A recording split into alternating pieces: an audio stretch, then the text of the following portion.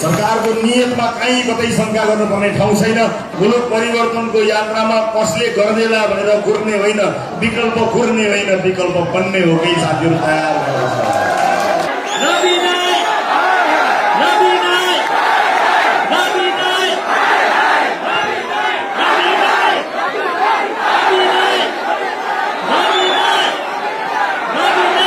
आफू जान नपाए पनि घरमा फोन गरेर भोट घन्टीमा हाल्नु होला भन्नुभएको छ। तपाईको कर्मभूमिमा उभिएर जन्मभूमिको एउटा सन्देश सुनाउन चाहन्छु कि समृद्ध नेपालको यात्रा अब भाषण होइन कर्ममा प्रमाणित हुँदैछ। त्यसैले तपाईँले घर घरमा बाबामाहरूलाई अब अन्त होइन घन्टीमा भोट हाल्नुहोस् भनेको तपाईँको वचन खेर फाल्न नदिने जिम्मा हाम्रो। जनतासँग लुकेर छरेर भागेर हिँड्ने नेता होइन, आँखामा आँखा जुदाएर हिँड्न सक्ने नेता बन्न सक्छ। र कुनै दिन अब चाँडै नै म आफ्नो देश फर्कनु पर्नेछ, अब म देश नै केही गर्न सक्छु भन्ने गरी तपाईँलाई त्यो वातावरण बनाउने यात्राको सुरुवाती बिन्दुमा हामी छौँ। त्यसैले आज परदेशमा बसेर तपाईँले आर्जन गर्नुभएको सिप देशमा काम लाग्नेछ। तपाईँले आर्जन गर्नुभएको पैसा देशमा लगानी गर्न काम लाग्नेछ। फजुल खर्च नगर्नु होला, आफ्नो स्वास्थ्यको ध्यान दिनु होला, किनकि एक दिन फर्केर मातृभूमि जानुपर्नेछ। आउने स्थानीय चुनावमा यही हलमा भएका कयौं साथीहरू उम्मेदवारको रूपमा जितेर आउने त होइनन्। म यहाँ देखिरहेको छु।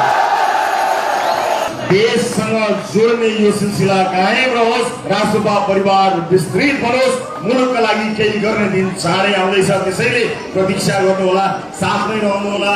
हामीले केही खराब गलत गर्यौँ भने, केही हामीबाट कमजोरी भयो भने यहाँहरूले सल्लाह सुझाव विभिन्न माध्यमबाट दिनुहोला। हामी तपाईँको शिर निहुराउने कुनै पनि गलत काम गर्ने छैन। म तपाईँहरूलाई वाचा गर्न चाहन्छु।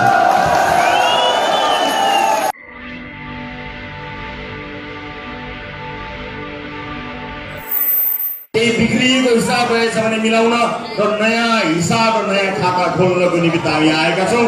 र त्यो खाता अब खुल्ने त्यो खाता केवल खाता हुने छैन, मुलुक निर्माणको खाका हुनेछ। त्यो खाकामा सँगसँगै सहयात्रा गर्नको निमित्त हामी आएका छौँ। सम्मानित रूपमा अगाडि बढ्ने एउटा प्रतिबद्धताका साथ हामी यहाँ आएका छौँ। त्यसैले यहाँ उपस्थित सम्पूर्ण दाजुभाइ दिदीबहिनीहरू, तपाईँहरूसँगको भेटलाई निरन्तरता प्रदान गर्नेछु।